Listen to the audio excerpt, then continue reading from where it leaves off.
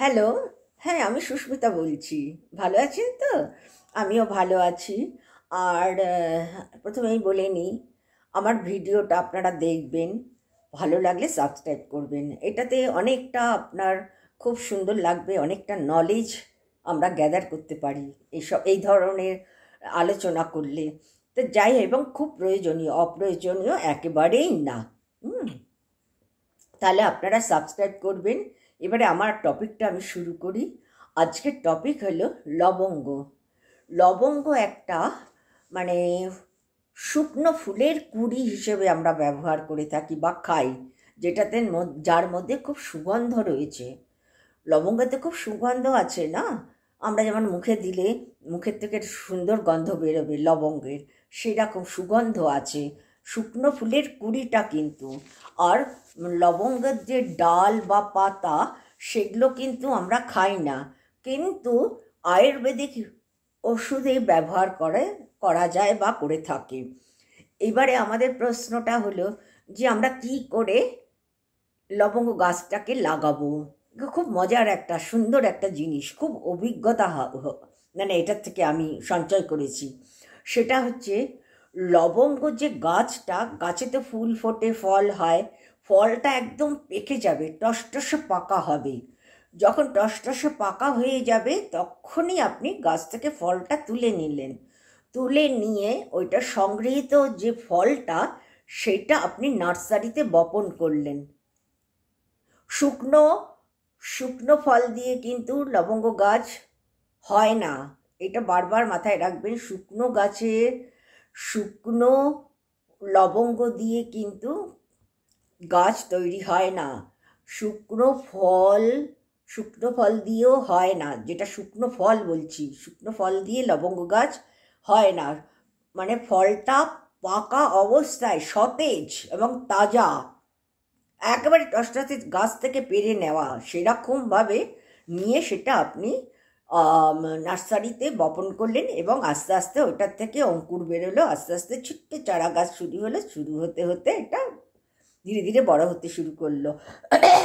এবারে আরেকটা কথা বলছি, লবঙ্গ গাছ কিন্তু কাটিং করেও আপনি চাষ করতে পারেন বা লাগাতে পারেন। হ্যাঁ, এবং এই যে গাছটা আপনার অঙ্কুর থেকে আস্তে আস্তে ছোট ছোট চারা গাছে বড় হতে শুরু করলো, এই গাছটা বড় হতে অন্তত পক্ষে 4-5 বছর লেগে যায়।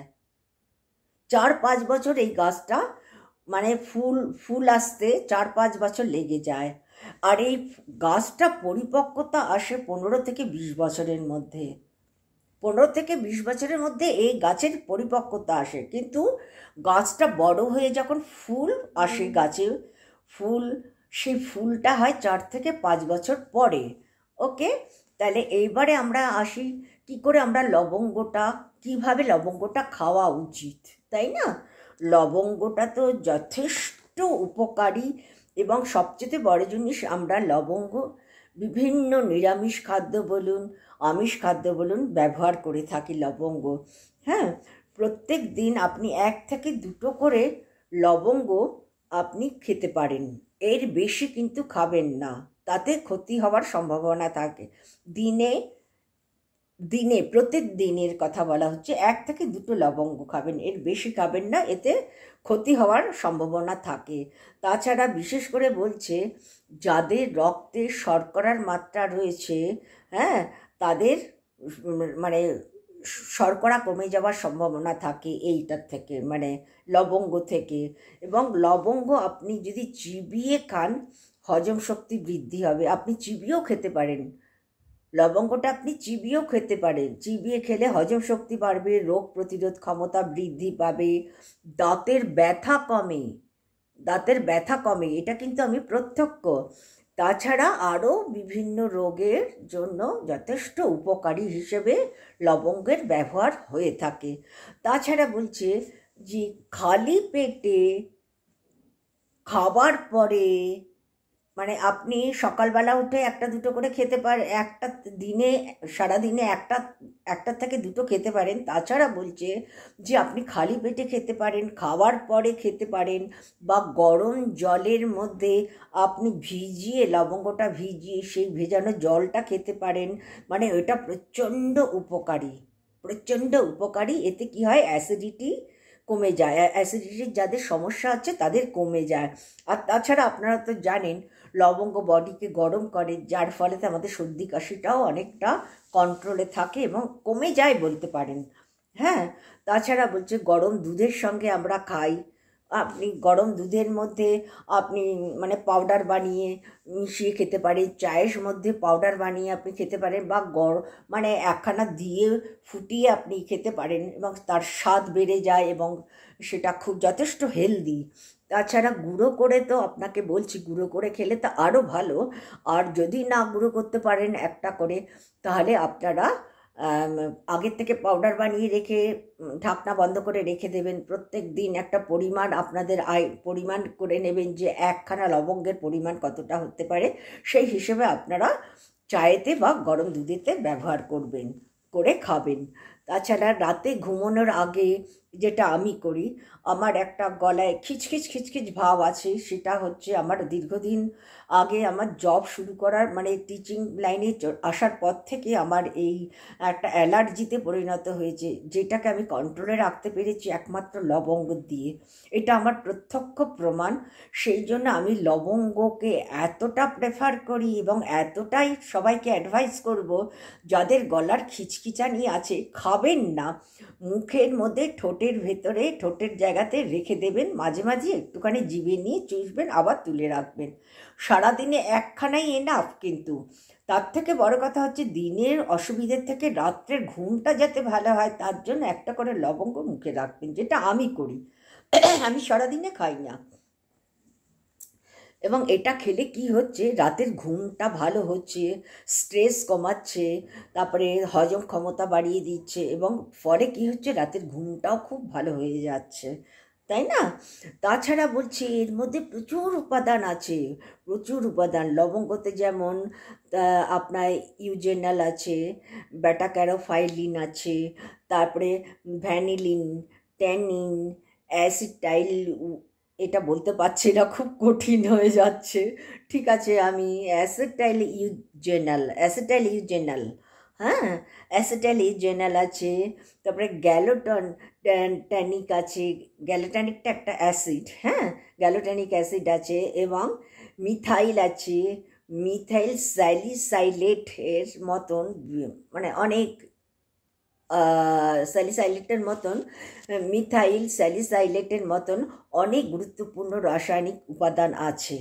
তাহলে কতগুলো উপাদান যেগুলো আমরা খুব অপরিচিত, এবং ডাক্তারদের বা যারা ডাক্তার তারা মানে ফাটাফাট বলে দিতে পারছে। আমি তো এতটা না। লবঙ্গে আবার রিপিট করছি, ইউজেনাল, বেটা ক্যারোফাইলিন, ভ্যানিলিন, ট্যানিন, অ্যাসিটাইল ইউজেনাল, গ্যালোট্যানিক অ্যাসিড এবং মিথাইল স্যালিসাইলেটের মতন অনেক খনিজ, অনেক মানে রাসায়নিক উপাদান আছে বলছে। এছাড়া রয়েছে iron, potassium, magnesium, phosphorus, calcium, জিঙ্কের মতন অনেক খনিজ পদার্থ এর মধ্যে রয়েছে, অর্থাৎ বিদ্যমান। হ্যাঁ, যেটা আমাদের বিভিন্ন রোগ থেকে রক্ষা তো করেই অবশ্য, তার থেকেও বড় হচ্ছে নিয়ন্ত্রণে রাখে আমাদেরকে, আমাদের রোগটাকে নিয়ন্ত্রণে রাখে। এইগুলো মানে তার মানে আমরা এটাকে ব্যবহার অবশ্যই ভালোভাবে করতে পারি লবঙ্গটা। লবঙ্গের মধ্যে সবচাইতে বড় গুরুত্বপূর্ণ একটা কথা, লবঙ্গের শুকনো ফুলের কুড়িটা আমরা খাই, যার মধ্যে প্রচুর সুগন্ধ রয়েছে। আমরা কিন্তু ফুলটা খাই না, নিচেরটা খাই।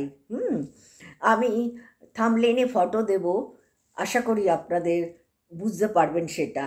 হ্যাঁ, এই লবঙ্গে থাকা এনজাইম হজম প্রক্রিয়াকে সক্রিয় করে, যা গ্যাস, বদহজম, কোষ্ঠকাঠিন্য থেকে দূর করতে সাহায্য করে।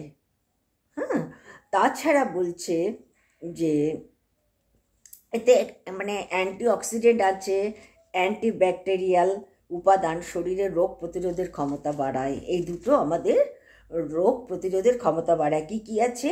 অ্যান্টিঅক্সিডেন্ট অ্যান্ড অ্যান্টিব্যাকটেরিয়াল উপাদান দুটো আমাদের শরীরের রোগ প্রতিরোধের ক্ষমতাটাকে বাড়িয়ে দেয়। হ্যাঁ, তাছাড়া আরও কিছু আছে। লবঙ্গ, রক্ত শর্করা। লবঙ্গ এমন একটা জিনিস যে রক্তে যে শর্করা মাত্রা থাকে সেটাকে নিয়ন্ত্রণ করে বা শর্করা মাত্রা কমায়, যার ফলে ডায়াবেটিসটা নিয়ন্ত্রণে থাকে। তাহলে যাদের ডায়াবেটিস আছে তারা মুখে একটা করে লবঙ্গ দিতেই পারে, কোনো অসুবিধের কোনো কারণ নেই। কারণ অতিরিক্ত খেলে আবার অসুবিধে আছে, যে কোনো খাবারই অতিরিক্ত ক্ষতিকারক। যার শরীরে যতটা প্রয়োজন ততটা খাওয়াটাই ন্যায্য এবং সেটা কমের উপর দিয়ে শুরু করা উচিত আমার মনে হয়। লবঙ্গের মধ্যে লবঙ্গ রক্তের শর্করা মাত্রাকে নিয়ন্ত্রণে রাখে বলে মানে ইয়েতে থাকে, ডায়াবেটিস রোগীদের জন্য উপকার হয়। লবঙ্গে থাকা ইউজেনাল উপাদান লিভারকে রক্ষা করতে সাহায্য করে, প্রদাহ কমায়।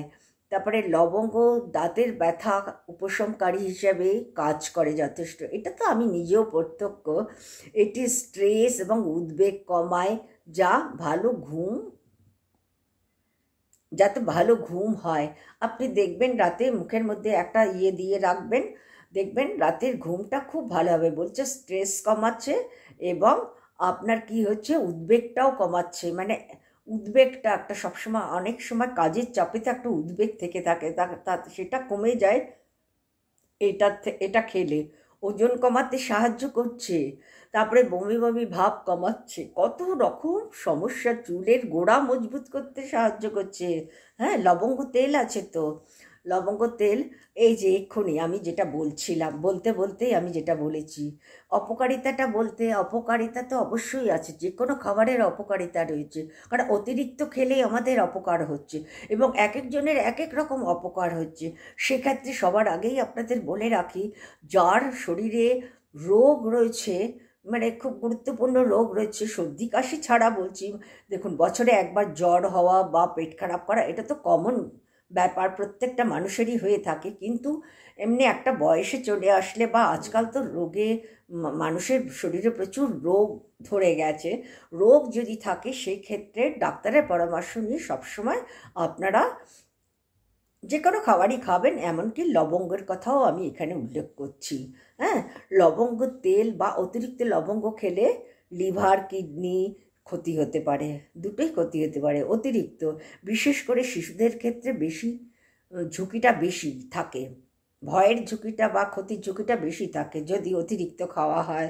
আর পেটে অস্বস্তি হতে পারে, শরীরে একটা অস্বস্তি হতে পারে বেশি খেলে।